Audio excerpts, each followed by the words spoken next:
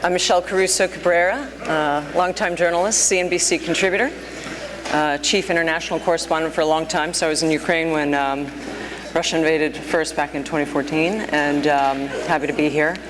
And excited to hear from first Ukrainians today here at the conference, and thrilled to be invited by CSIS to do this. Let's introduce everyone.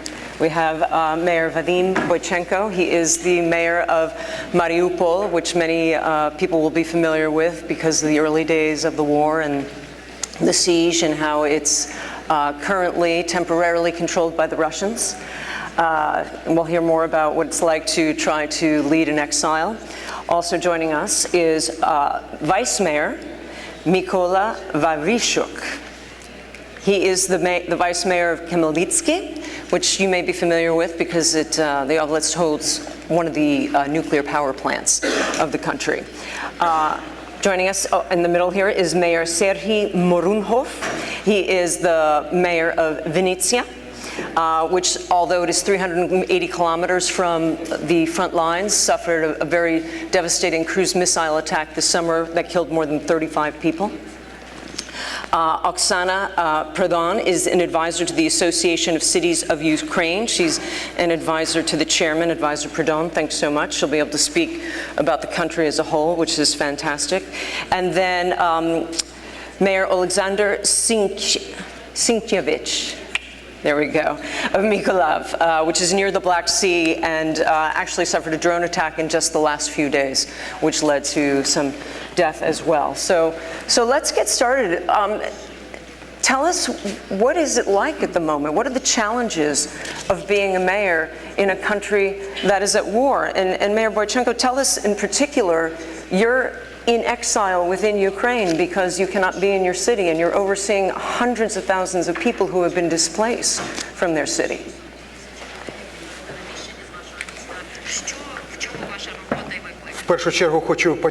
First of all, I would like to thank the Center CSIS for invitation, and I would like to talk about our fight and our life. We need to understand that the war that is going on in Ukraine, this is a war for our mutual existence.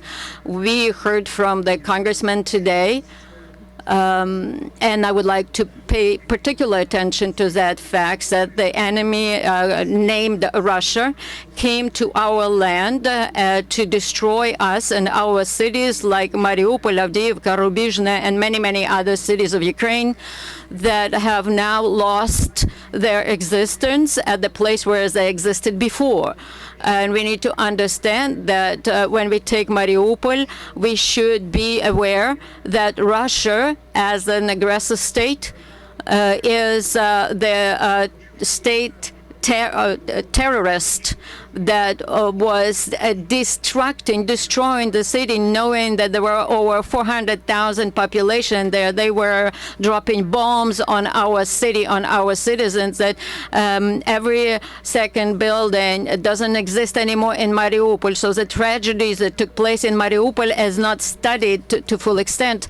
But I would like to pay your attention that a huge number of civil population that was killed at that city is 2-3 times higher than they were killed during the Second World War in our city. So is it genocide or not? Yes, it is genocide. We need to ask a question. Any organization, any kind of communities that is going to seize the building and kill people inside, is that terrorism? Yes, it is terrorism.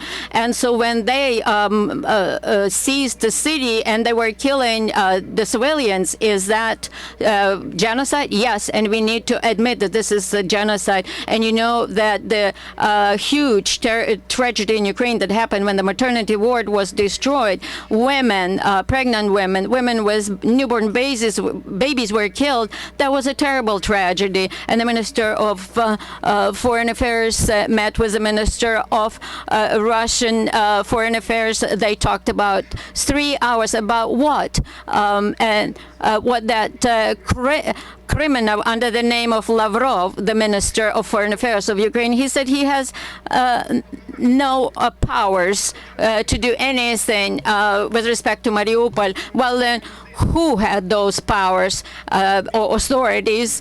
Putin was the only person who had that authority, so he is the criminal, and he is the criminal who runs this country called the Russian Federation.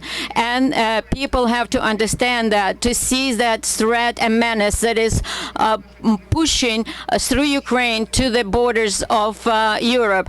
This is, again, the fight for our independence.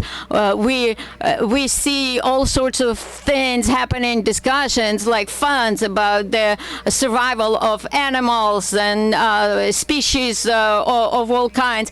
But here we're talking about the survival of people in Ukraine, the regular citizens that are now in evacuation or were killed.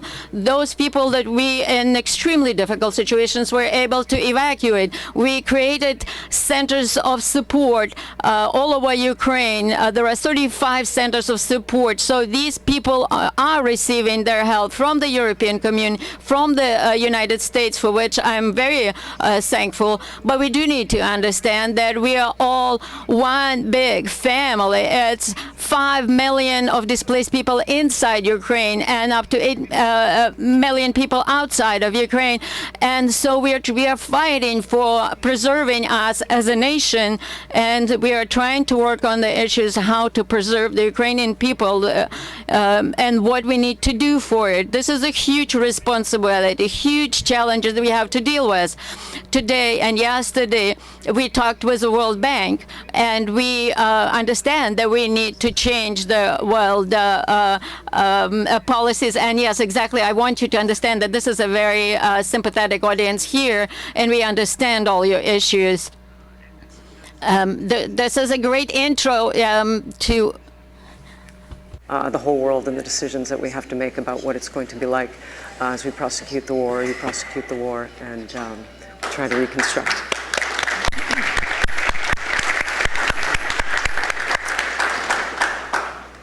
Mayor Varvishak, you have a nuclear power plant, not quite under your control. You don't oversee it, but it's in your area, so that's why people will be familiar with your city. Tell us more about the challenges that you are facing right now as a mayor. First of all, I would like to thank not only CSIS, but I would like to thank for those who made my colleagues and I here. This is Armed Forces of Ukraine. Even at this moment, they are fighting against occupiers along the entire front line. And today, the main task for every city and its leader is to help defenders. That's the main task for us today. And we do it not daily, we do it hourly, we do it every moment. We try to do our best. Today, the main goal and the main dream of every Ukrainian is to get victory against occupiers that came over to destroy Ukraine. But I would like to raise another question, because we are talking about victory, and this is what cities feel. What is the price of that victory? Because today, in my city, at this moment, we are burying 6 defenders. At this moment. And I think even life of one Ukrainian is too much. But today, in the main street of Khmelnytsky, my city, we have over 500 portraits, installed portraits of our heroes. And we look into their eyes every day when we walk. These are people who have passed, who have been killed. Yeah, they've been killed. They were fighting for Ukraine. So today we have people who make decisions here in the United States, and I would like to ask them to make them faster, because this is the price of making these decisions too long. The actual life of Ukrainians. We are sincerely thankful to the United States of America for their support. And believe me, Ukrainian nation will never forget this support. And about your question about nuclear station, probably you know the information that it's a little bit far away from Khmelnytsky, but it's in our region, in our oblast. A few days ago, the drone flew just next to the nuclear station. And as Congressman said, Putin is not crazy, he is dangerous. And drone flying next to nuclear station, that's the exact example that he is not crazy, he is dangerous. Thank you. Mayor Burunhov of Vinnytsia, please tell us what it's like. And as I mentioned at the top, that you suffered a very difficult cruise missile strike in July. It must have been quite terrifying and tough on the city.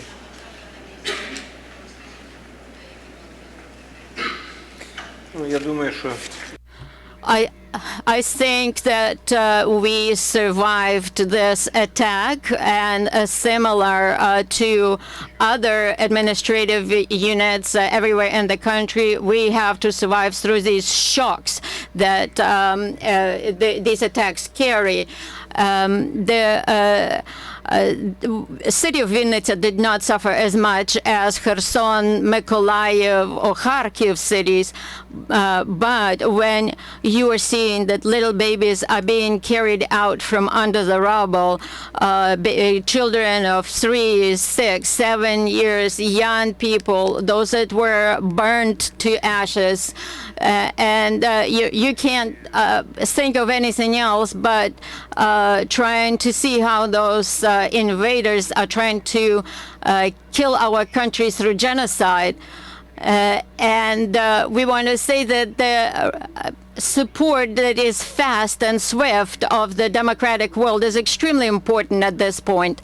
In every territorial community, we have hundreds of tombs of those people who defended our country, soldiers. Those are not just men, but women as well.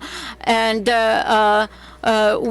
we have all those civilians that also were killed in the missile attacks. This is our price for the democracy in the world.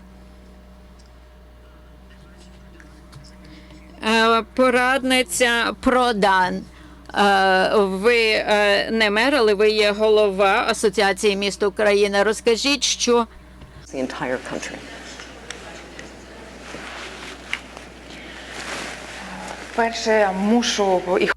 First of all, I would like to thank everybody. I would like to thank American people, every citizen, everybody who joined us at this conference, to work with us, to think about the next steps, what we need to make, and thank CSIS for raising the issue of municipalities. Because we talk not only about the national government, but also about the communities and their powers. We know that we have about 1,600 communities, and a lot of cities and towns are now combined into communities, and they are united to help the armed forces of Ukraine in everything they can. And they do everything to help the cities, the citizens in everything they need, providing water, heat, education for children. This is everything that we do. So thank you very much for talking about these institutions, about these communities, because today we are dealing with everyday life of citizens. We are taking apart the rubbles. We are cleaning all those destroyed buildings. We are helping people in cities, in villages, and we have to help the defendants and the armed forces of Ukraine. Even today at the legislation level, we know that people do everything to help the warriors, the soldiers, because these are the same people that were part of our community before. However, we have also to finance the bomb shelters or any kind of shelters, even though this is not the responsibility of the city itself or the municipality, but we have to deal with this. We have to find ways to construct those, and we have to make sure that people are earning money, that economy is working, and so people at the same time as they take apart these rubbles, they are already thinking about tomorrow, about what can be done tomorrow, how people can return home, how can we do that business can work, how can we create the business accelerators to create new technologies. Every city at different level, village, town, they're trying to do everything to help their own citizens as well as displaced citizens, to help their hospitals, to think about tomorrow. What are we going to do tomorrow? Because we believe we are going to be victorious, and we need to think about tomorrow. And this is what municipalities are dealing with, helping themselves and helping the armed forces of Ukraine. Right, to think about reconstruction and what comes afterwards. We're going to return to. І це причина, з якою проводиться конференція, це про відбудову. Так? І зараз ми просимо мера Сінкевича з міста Миколаєва. Просили би вас розказати про вашу точку зору з того місця, де ви знаходитеся, про цю серію цих ударів дронів. First of all, it's a big honor for me to be here today and to say thank you to all of you, to each of you, because in Ukraine we feel your help, and there is no money of government or president, but there is money of taxpayers. So that means each of you. So thank you for your support. We feel it. It's very important now to support our country, because this war, it's not a conflict, which I hear sometimes on different meetings. We have a conflict. We never conflicted with Russia. Actually, in the city of Mykolaiv, we have 500,000 population, and we had before the war. Now we have something about 430. In the worst times, we had 230. So that means that people are coming back together with internally displaced person from Kherson region and Mykolaiv region. So in the worst time, we felt also your help together with US aid. But what I'm trying to say that it's not a conflict, it's invasion, it's a war. It's a war between two civilizations. The Western civilization, which Ukraine wants to be a part of, and Russianism. It's not Eastern civilization. It's Russianism, the unique civilization that wants to destroy and to kill. Russia doesn't review Ukraine as a separate nation. They just want to kill Ukrainians. It's a really genocide. So why it's important to protect now peace in Ukraine? Why it's important to support Ukraine with a weapon? Because since 1945, when United Nations were created, we had a world law, a world order. And this war is actually a break of this order, a break of that law. And this is an example. If we will close eyes on that fact, this is a message to the world that you can do anything. It doesn't mean, nothing means with UN, nothing will happen. You just can break law without any other circumstances. So, and this is a message for Putin. Actually, war in Ukraine started in 2014 with the invasion of Russia to Crimea and to two regions of Ukraine. And that time, the world community closed its eyes because, like, you know, it's not a big part of Ukraine, actually. It's a small territory. You know, this is a kind of conflict. But Niccolo Machiavelli said, you cannot avoid the war. You can only postpone it to the advantage of your enemy. So we got a war in 2022. So now we are fighting with Russia. Mykolaiv got the status of city hero because we stopped Russian invasion of the south of Ukraine. After the occupation of Kherson city, our citizens stood with the weapon, with the guns. We dig with the trenches and everything. We do all we could do to defend our city, and we defended it. So Russians were on the skirts of the city. Then we pushed them back. Now Mykolaiv is less under attack. Together, for all the time of the war, our city was under bombardment about 200 days, with the amount of rockets of minimum 2 at maximum 38. I mean, not drones, but rockets, like C-300. Actually, because a lot of people left the city, we had not too many casualties. And we have like 180 people killed and 400 heavily injured.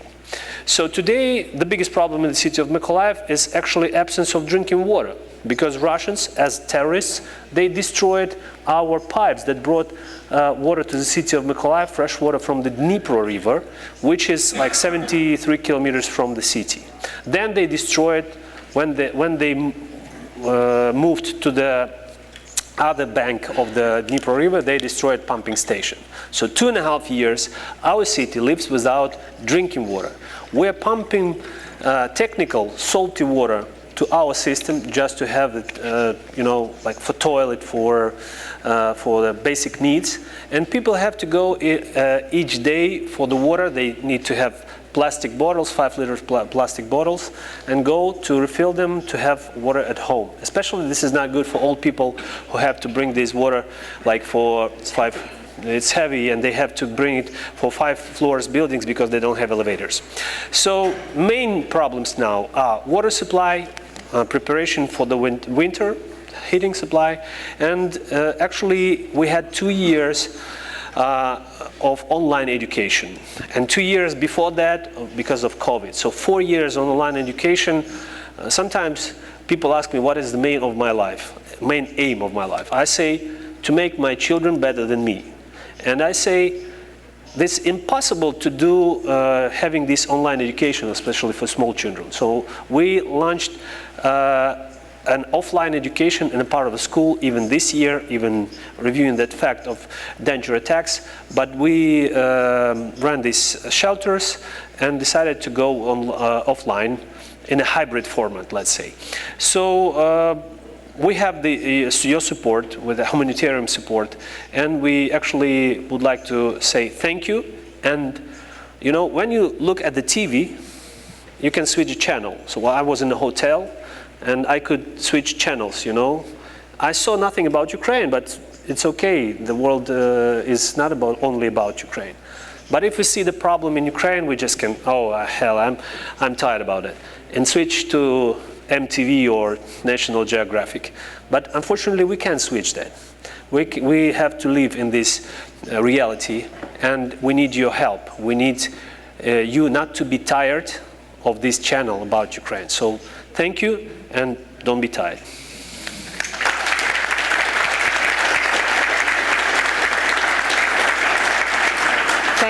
Thanks to all of you for painting a very clear and tragic and devastating picture that it has been and continues to be in Ukraine.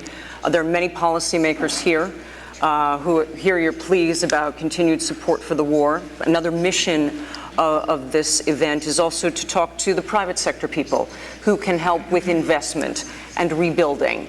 Let me ask you this, to use an American basketball reference, a jump ball, whoever would like to answer it. Is it too early to talk about investing in Ukraine? Do we have to wait for the war to be over, or are there things that can be done now?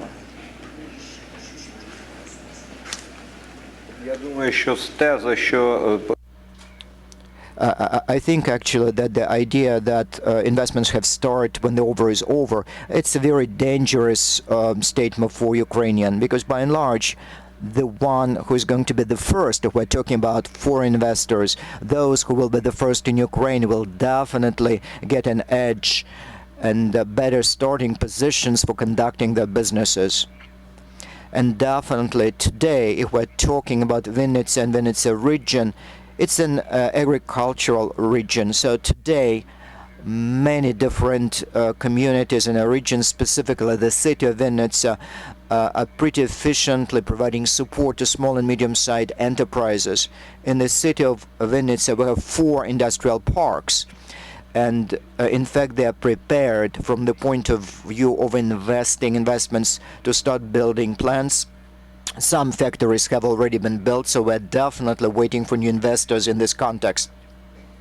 We're also implementing certain programs to support small and medium size enterprises in energy efficiency and looking for alternative sources of energy, environmental solutions, for example, putting together solar panels for small and medium enterprises. Also, so thanks to the support of International Organization for Migration and UN, we are setting up a technological park called Crystal, which will provide opportunities for startups so they could start their businesses, and also for those investors who will come not from Ukraine but from other countries will have legal support, will have offices there, and so the lease there will be advantageous, and they will have support from our municipalities. So it's pretty clear that it is advantageous today to invest in Ukraine,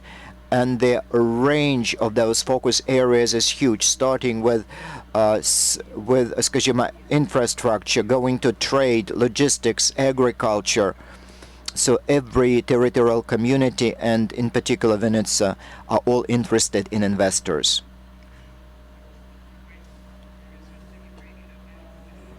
Сьогодні дуже хороший час.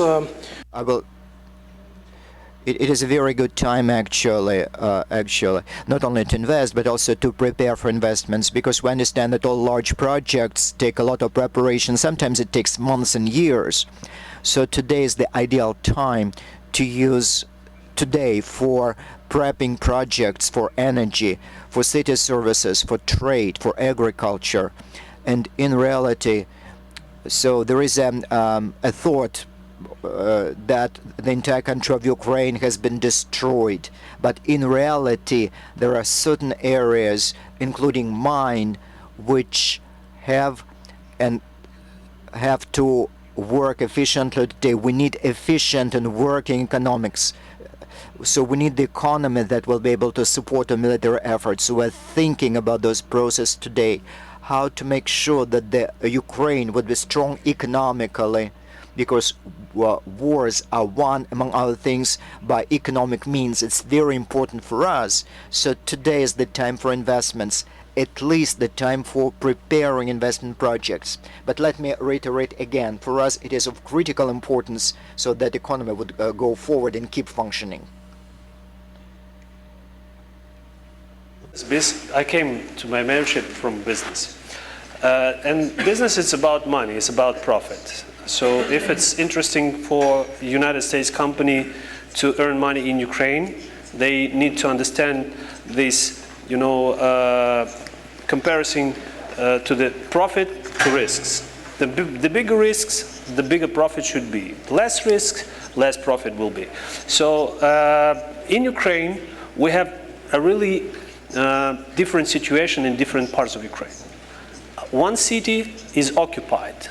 Another city even doesn't have curfew. So people work there like 24 hours, can work.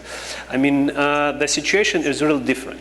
So in our last conversation with my last conversation with President Zelensky, I told him that it's really not fair to have the same situation in Ukraine and to have some rules in Ukraine.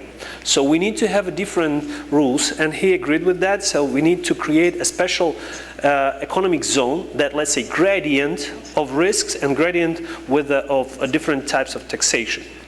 And between idea of business idea and really let's say factory or something that producing something, there is a very big lag.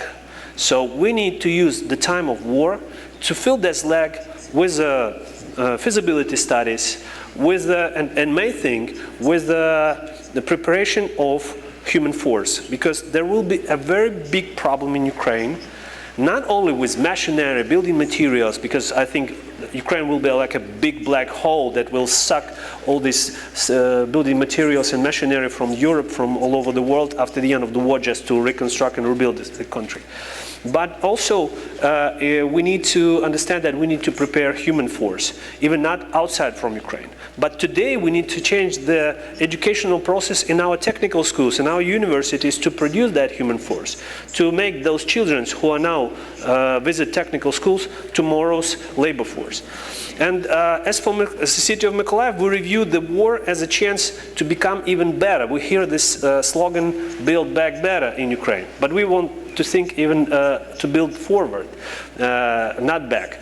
And I think this is a time to rethink, to reanalyze the territory, which we do now. And we decided together with United Nations Economic Commission for Europe to create a new master plan.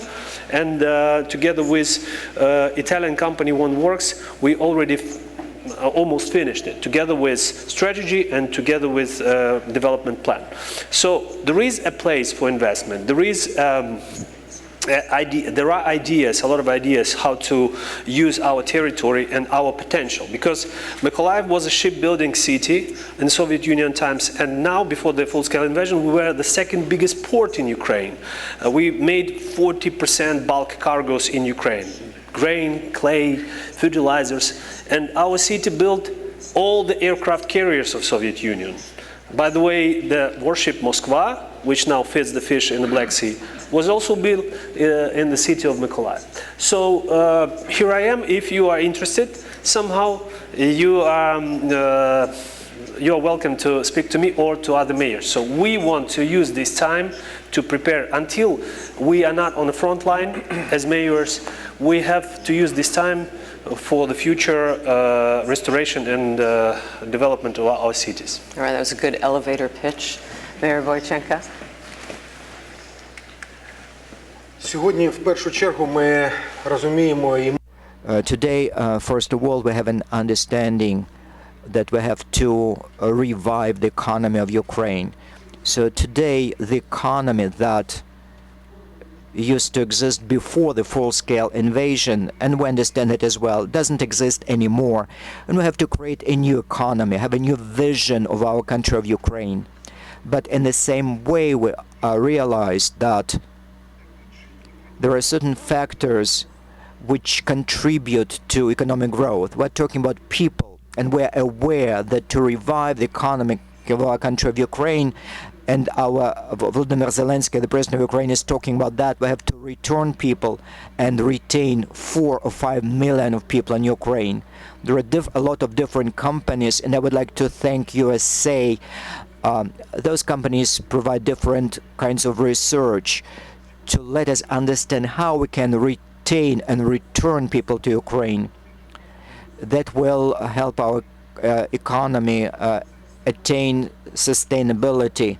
Okay, we are talking about creating the social housing, supported housing, and that deepens the risk of losing people in Ukraine. People don't have a place to stay. So there are excellent examples like with the United States, and there are also excellent examples in Europe where they create subsidized housing, and it also create business possibilities. We're talking about subsidized housing, so we're talking about 5 million people who are IDPs, those people who moved and perhaps can't even rent today. So maybe several families rent like one apartment, like 4 or 5 families rent one apartment and live there together today. So it is an opportunity for the building industry to work on subsidized housing. And I'm glad that yesterday that we talked with the World Bank at that level. So the World Bank actually got a request from the President of Ukraine last February. It is a long-term policy of creating new possibilities for American businesses. Come, create subsidized housing, retain economy, let people return, and including those people who are IDPs inside our country. Another thought here, we have to actually prepare today for a rebuilding. So we have to train personnel, and I would like to thank USAID for our joint efforts. So we're doing a very important work of retraining people. I represent a city of metallurgy. So 200,000 people who were moved from Mariupol were trained in metalworking, but that economy they were employed in doesn't exist anymore. And also we don't have that many proposals in metalworking, so they have to relearn, they have to retrain and form a different vision of their life in Ukraine. And thanks to our partners, we did that. So we retrained 4,000 people, they got new jobs. and we actually heard the goal from USA of retraining 30,000. Which new jobs? Різна робота. Different jobs. So construction industry. So today the reconstruction has started. So also different education. Also our physicians. The physicians had to be retrained and acquire new specialties to go back to the hospitals where used to work. So these are the challenges that Ukraine is facing. But it's important to understand that we today, as teams from municipalities, have to get prepared for the reconstruction. And also in our Association of Mayors of Ukraine, so I represent occupied or temporarily occupied areas. We're talking about 300,000+ people. So we have to form teams for recovery. We have to acquire very important expertise, and I'm talking about American people. So with the experience of restoring European cities after the war, it's important for them to have a vision for restoring Mariupol. And that was a very painstaking actual job for 2 years. We formed together a vision for the future. So Mariupol will be a Ukrainian city. We'll get it back, we'll rebuild it. But in the same way, it's a very important expertise we have acquired thanks to Ukrainian government and USAID. And we want to share this experience in Ukraine. So that's why we provided, actually set up a school for restoring communities at the Association of Mayors. So we're prepared to train municipal teams how to rebuild Ukraine. So I'm positive that what Alexander is saying, I also have this internal feeling, what will be for me a victory for me, what will recovery mean for me. So when people with a lot of inspiration and enthusiasm will come back from other countries to Ukraine to build their own future for their children. Therefore, thank you all very much, and glory to Ukraine.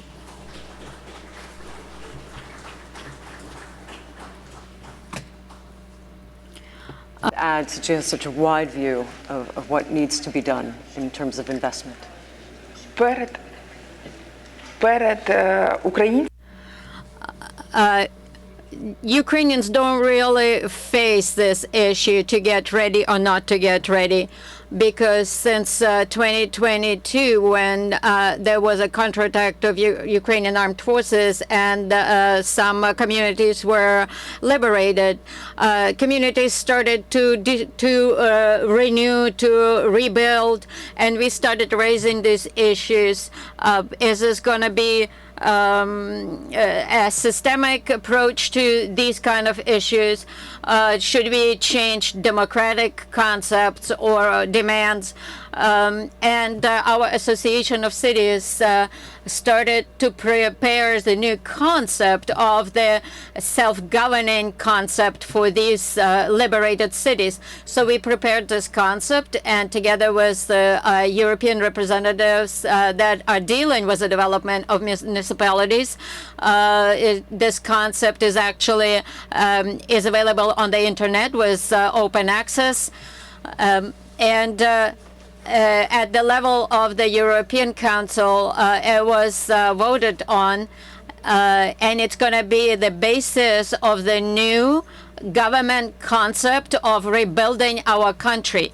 At the same time, there are two new moments that we have to keep in mind.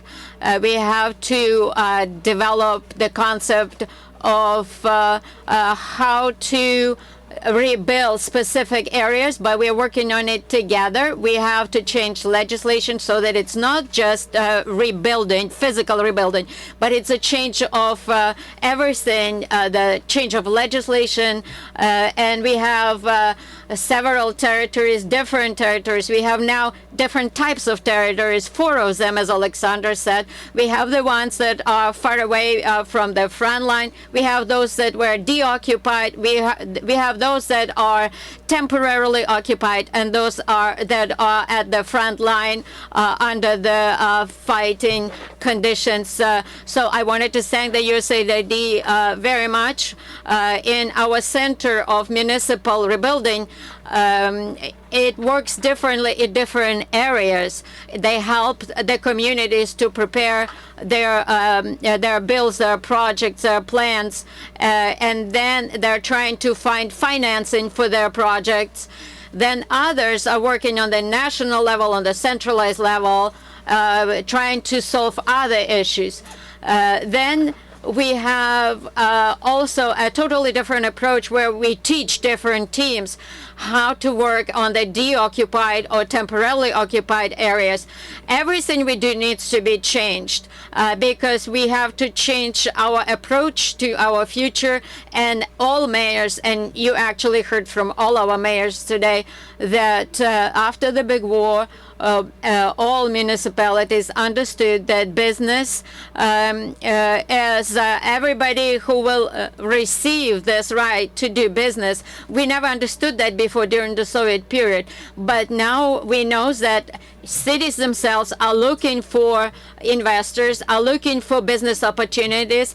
Mayors came as part of this delegation to search for those investors because they understand that investments are very important. They will create working positions, the employment for their citizens, and that's very important. And everybody, including the villages, the rural communities, are now looking for these business opportunities. And this is extremely important.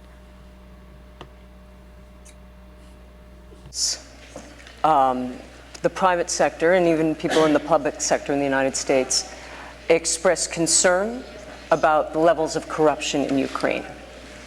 What's being done to address that, change that, to make sure that as you move forward, all the things that are being talked about in terms that need to be changed, that's included as well? And I see you raising your hand, so go ahead. Yeah. So, well, everyone understands that there is a corruption in Ukraine.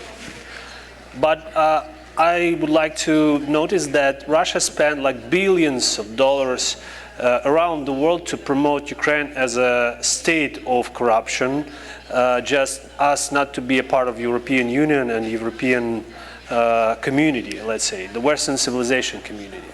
They, through their TV channels and through the media, they spread that information a lot. Yes, we hear the information about corruption scandals in Ukraine because there were, with support of the United States and European Union, a lot of institutions created which work on that issue. But we don't have any, we don't hear anything about corruption in Russia or Belarus. Does it mean that they don't have corruption?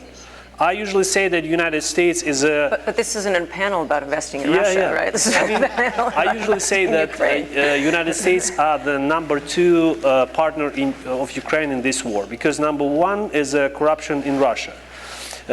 Because half of their tank don't shoot, half of their tank don't move because of this corruption in the military sector.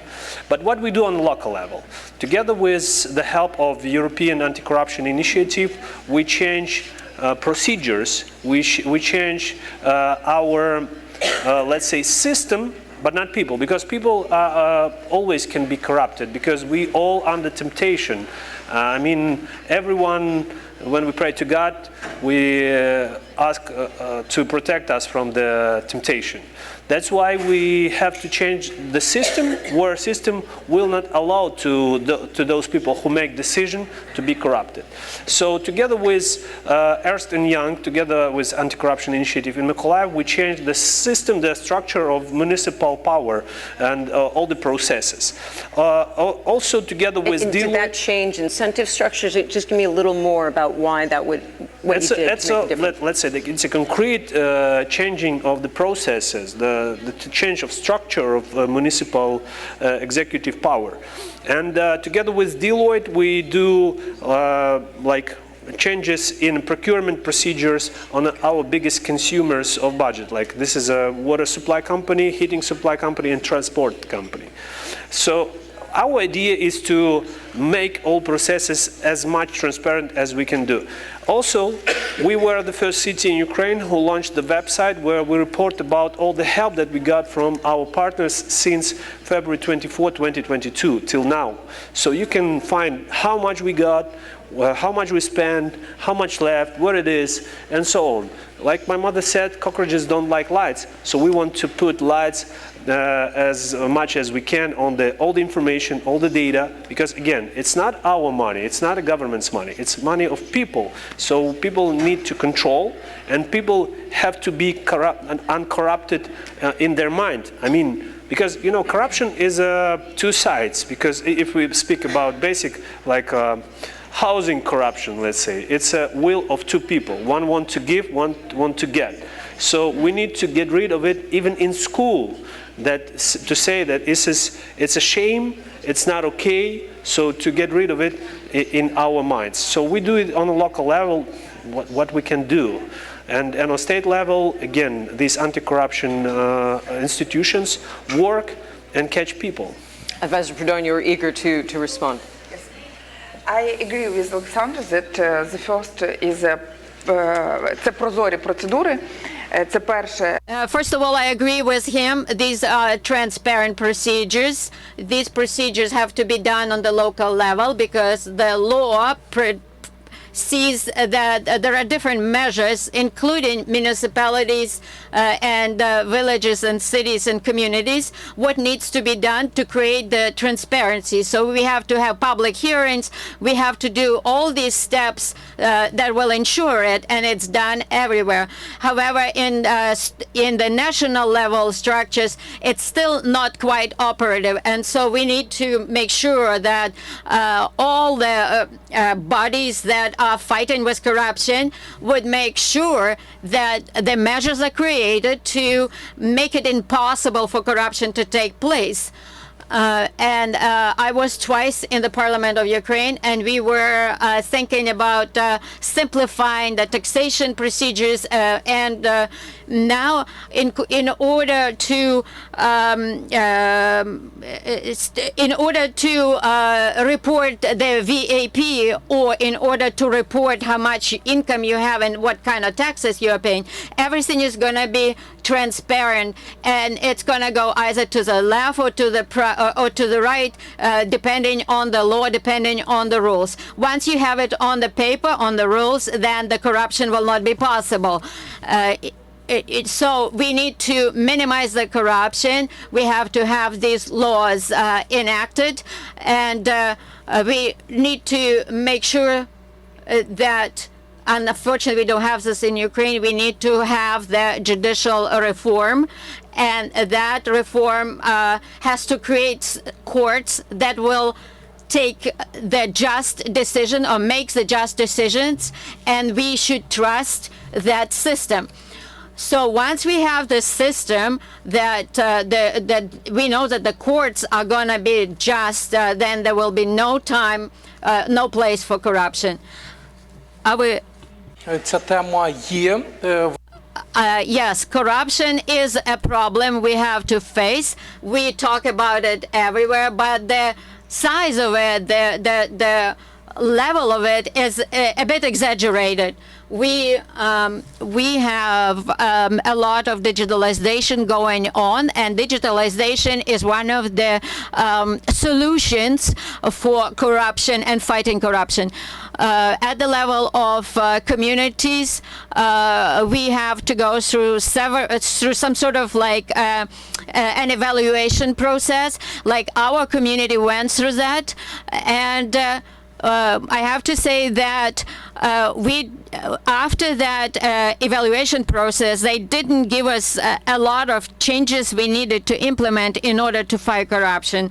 But there were a couple things that we had to tweak here and there, and we just see that digitalization process is really extremely helpful in the efforts to fight corruption.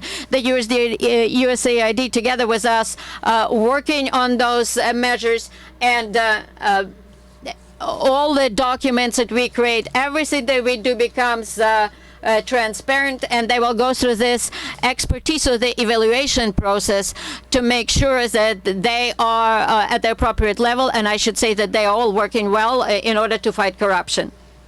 And I would like to add here something when we talk about business, that every territorial community kind of like competes with another community and this is the competition for investors. And if we know that the investor can learn about corruption in a particular community, investor will not go there.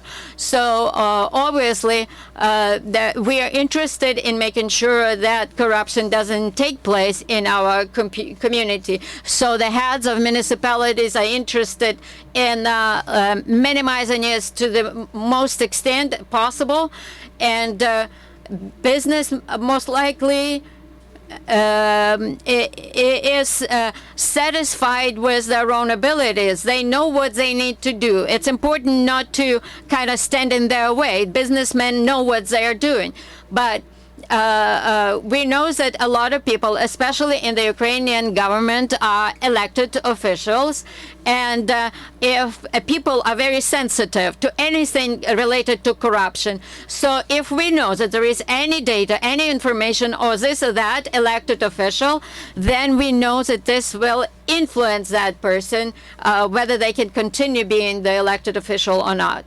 We know, understand it.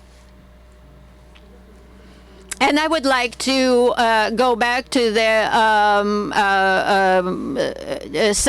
to some sort of studies that was done, social surveys that was done in Ukraine with respect to what Ukrainians think, what needs to be done for them to return to Ukraine. So housing is a #1 indicator for Ukrainians so that they can go. The second thing is what kind of Ukraine is expected to be in future. Is it going to be a corrupted country or not corrupted country? This is what young people want to see. What kind of future is waiting for Ukrainians? And a lot of people don't even know what corruption is, but they are asking us to kind of root it out. And I want to say that pay attention, that what we hear about corruption is unfortunately exaggerated.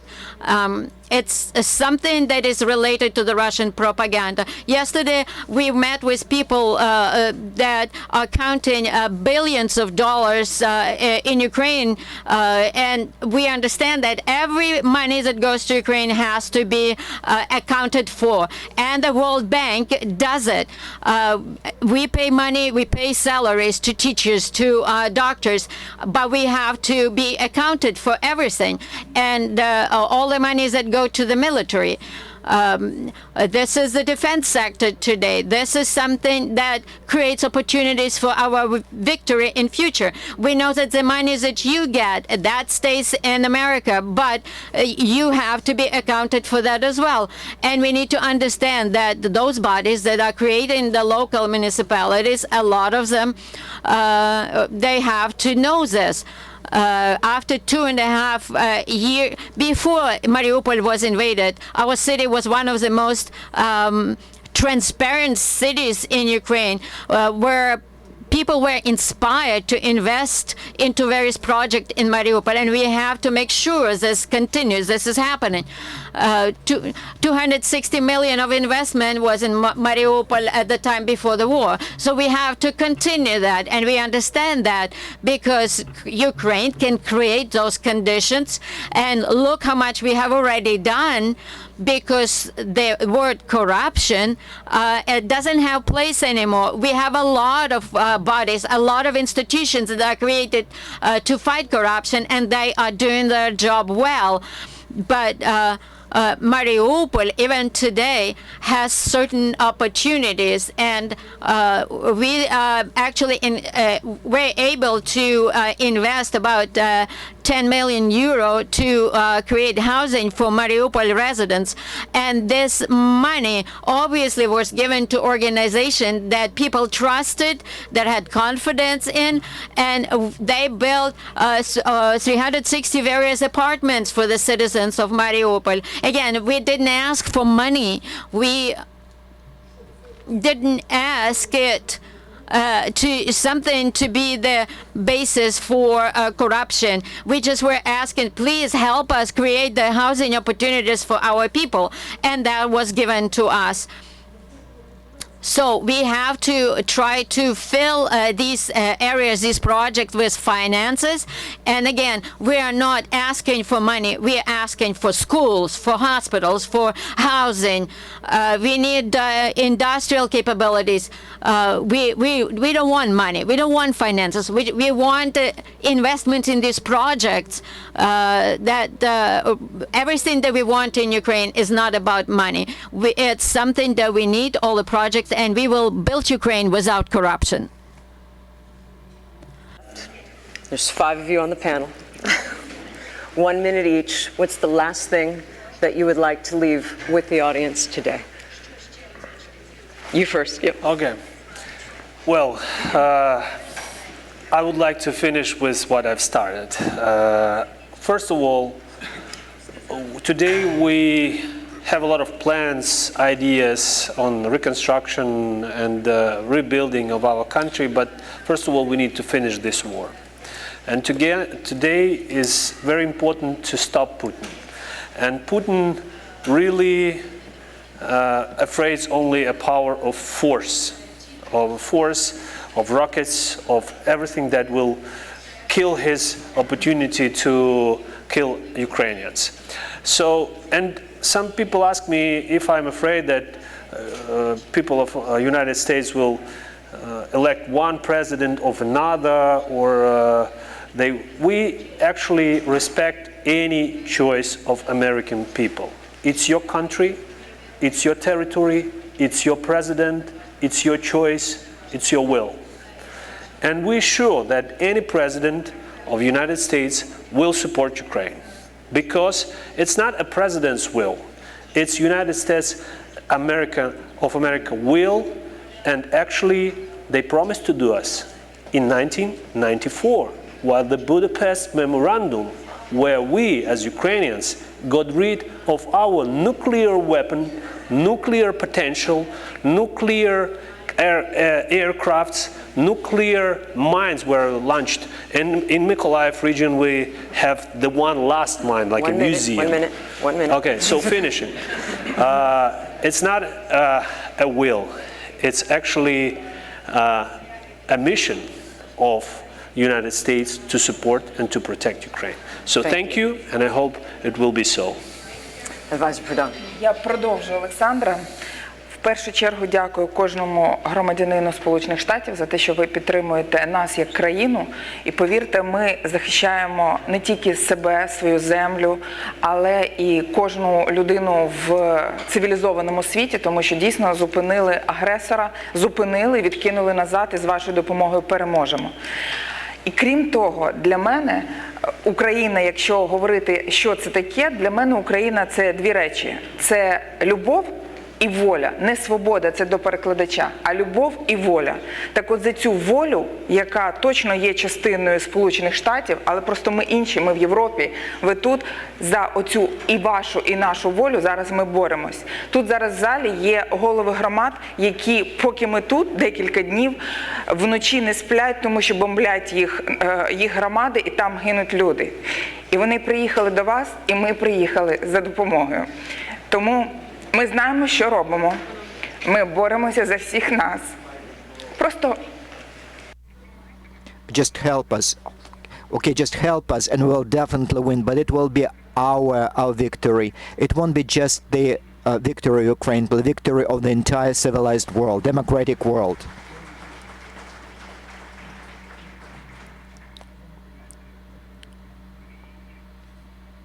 Also, in Ukraine, they're saying that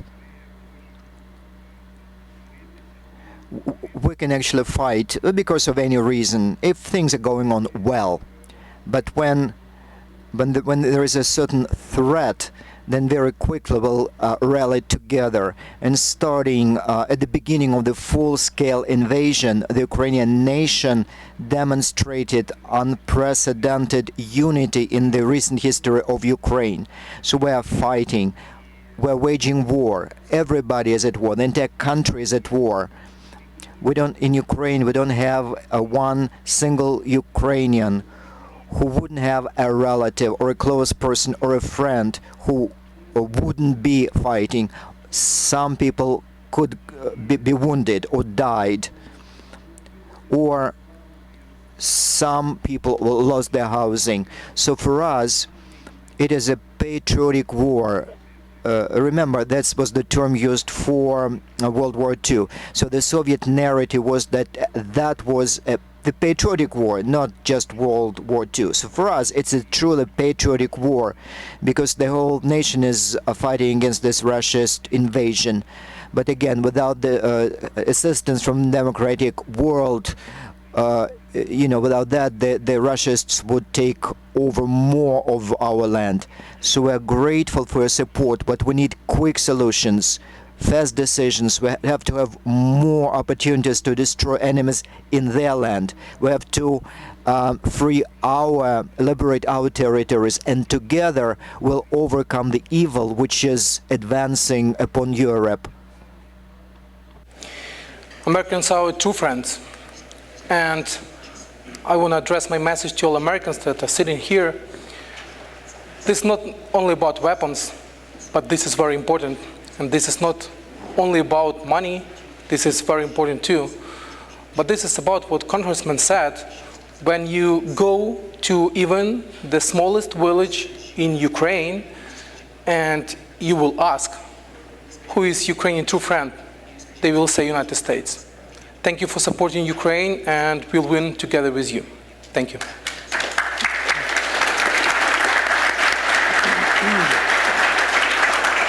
Ще раз хочу наголосити, що сьогодні And again, I would like to emphasize that we're talking about the war for Ukraine is the war for our existence. Every Ukrainian present in this room, we're talking about the possibility of live and breathe, live in the free world among free people. That is our desire. Today, the best boys and girls, men and women, are fighting for opportunity to keep living this way. So my son serves in the armed forces of Ukraine. He's a captain there, and there are many people like that. There are lots of families who would give up the best people for freedom.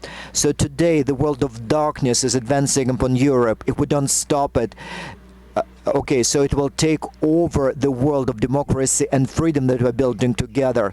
So we have to understand that timely decisions require responsibility, and they will translate into our possibility to live and to breathe free air. So we're talking about weapons, planes, this information, communication the world to support Ukraine. If we're talking about, and I would like to emphasize this word, about our victory, it is our joint responsibility. It is the choice the congressman spoke about today.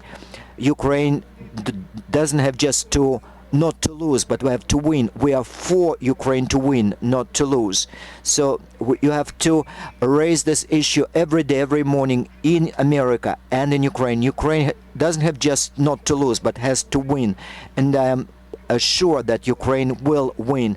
So, okay, Ukraine will get back all those lands. Mariupol will come back. There will be a Ukrainian flag over Mariupol. Why? Because it is our land. We don't have another choice. We're going to fight till the last, till the very end. So we have to feel, and we want, and we are asking you not to stop in our joint struggle. Support Ukraine, because Ukraine has to win, because we are a strong nation of free people. Glory to Ukraine.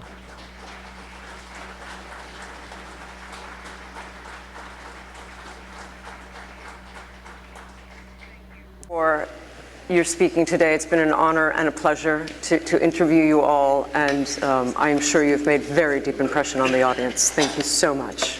Thank you. Yeah.